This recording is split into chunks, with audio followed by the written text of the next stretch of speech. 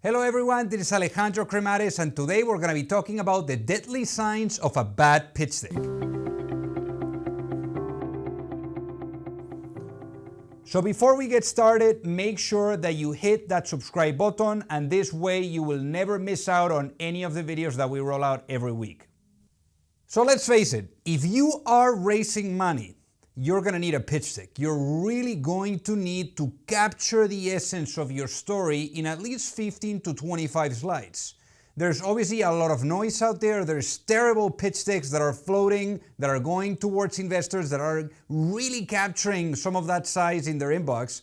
And you do not want to have your pitch deck being one of those that is terrible, that people are just like opening and closing right away. You really want yours that is going to be open, that it's going to be enrolling the investor and getting them excited about giving you a meeting. So how do you know if you have something that is worthy or not? Or perhaps you could really find some of those bad signs that are really letting you know that it's time to perhaps going back to the drawing board. So in today's video, we're really going to break down what are some of those deadly signs so that you know when it's time to really get some work more and more, perhaps tender, love and caring into that pitch deck. So with that being said, let's get into it. So the first deadly sign is an NDA, a non-disclosure agreement. Basically, what you're doing here is you are putting friction for people in order to see your deck. I hate, for example, when I get, someone that is reaching out that they tell me, oh my God, I'm going to send you my perhaps pitch deck, but I need you to sign the non-disclosure agreement. And then it's like, but we're just going to have an introductory meeting. Why do I need to sign anything just to say hello, right? So don't make that rookie mistake, because you're ultimately really creating all types of friction so that that pitch deck ends up not being open. So with that in mind, never put any of that friction where you're just going to say hello and using those meetings for like they get to know each other. You use that non-disclosure agreement later on when it's time to disclose some of the secrets of your business, but not at the time where you're just getting to know each other. The next thing is the pitch deck just being ugly. I mean, here's the thing. The first impression is everything. So you want to at least put a little bit of effort in the design. Get a designer. Even you can go on sites like Upwork, like get someone like a freelancer to just throw a little bit of creativeness in that pitch deck, because most of the pitch decks that I see, they're very text heavy.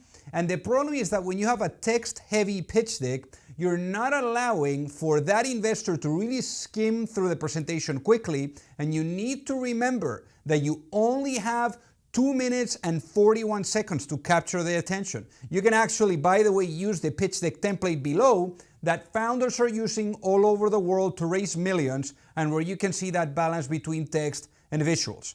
But again, always have that design where you're finding that nice balance and where you're allowing someone to really go through it very quickly without the need of hand-holding them and really making them read absolutely every single slide.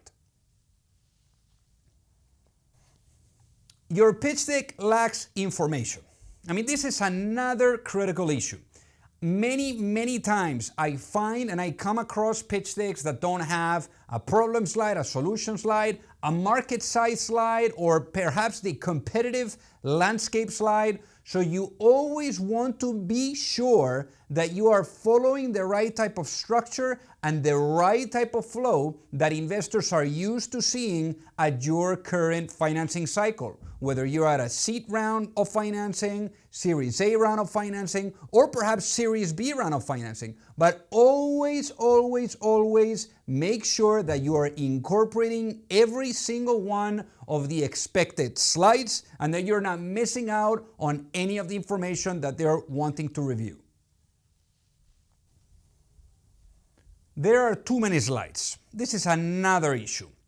You always want to try to compress and really capture the essence of what your business is about, and don't try to really give them absolutely all the data, all the features, all the things that are part of more like the details of it. You want to really give them the 30,000 foot view, and if they're interested in learning more, then you can give them that information. But forget about dumping all in there, trying to put an appendix with absolutely all the additional information, because the attention span of the investor is very small. And you want to use that attention span to give them a lay of the land of what you're trying to accomplish and to get them excited enough so that they can ask you questions to keep at it. So don't try to do too much, to put too much, because you're going to end up losing people. Not being crystal clear about the problem or the solution. I mean, in those pitch decks where there's not just one slide or that is just focused really on one single problem. I mean, I've seen it all the time where you have like 3, 4, 5, 6, even 10 different problems all into the problem slide. That becomes too messy. You really want to create one problem that people can relate to.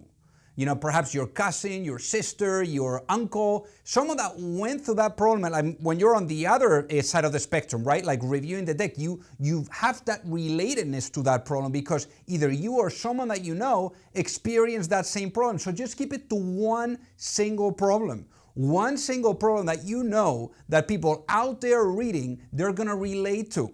So just keep it stupid simple. Then on the solution slide is the same thing. You want to really introduce the solution that you're bringing to market with a punch so that really clearly they see the problem that you're addressing, and then they also see very clear the solution that you're bringing to market to really address that problem. So always keep it super simple on the problem and as well on the solution.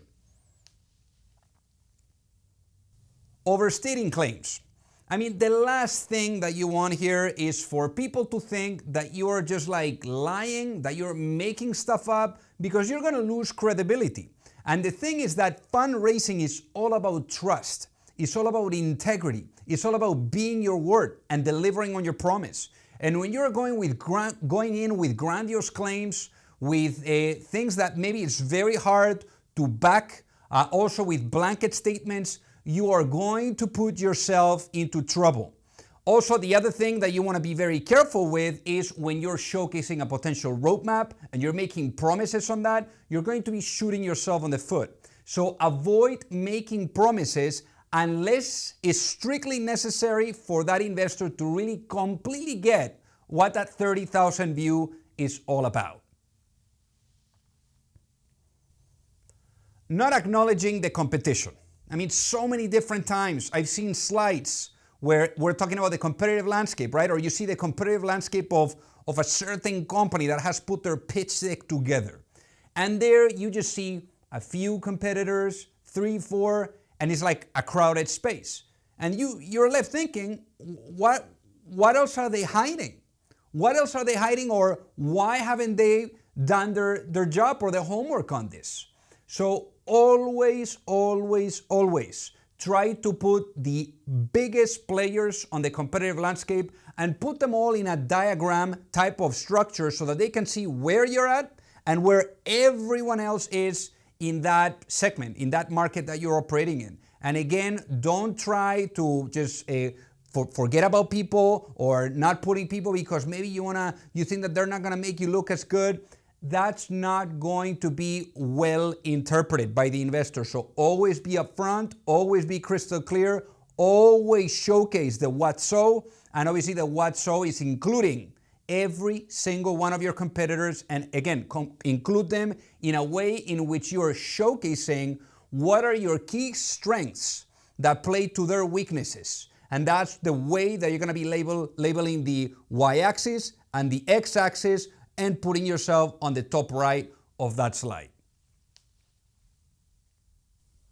There's no unique selling proposition. I mean, when you are all over the place, when there's not one single thing that you can really put out there that makes you better than anyone else, that is going to allow you to go faster, to go better than whatever your competitors are doing, you are going to be in trouble.